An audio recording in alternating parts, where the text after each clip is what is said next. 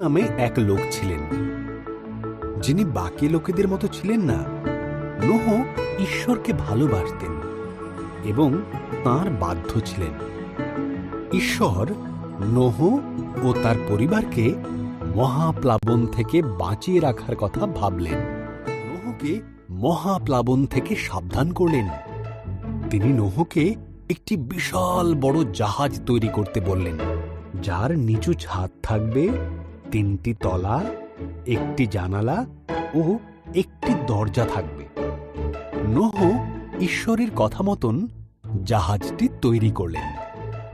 নোহকে বললেন, প্রত্যেক ধরনের পশুর থেকে জোড়ায় জোড়ায় পশু সংগ্রহ করতে, 1টি করে পুরুষ, 1টি করে স্ত্রী।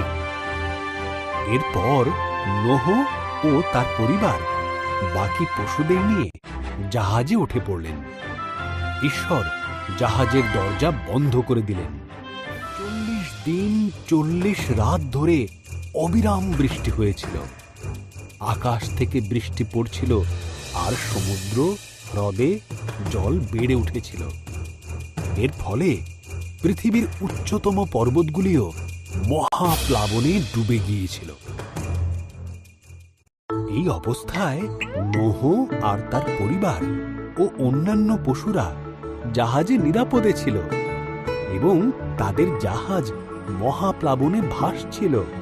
ঈশ্বর এক মুহূর্তের জন্য নোহর কথা ভোলেননি।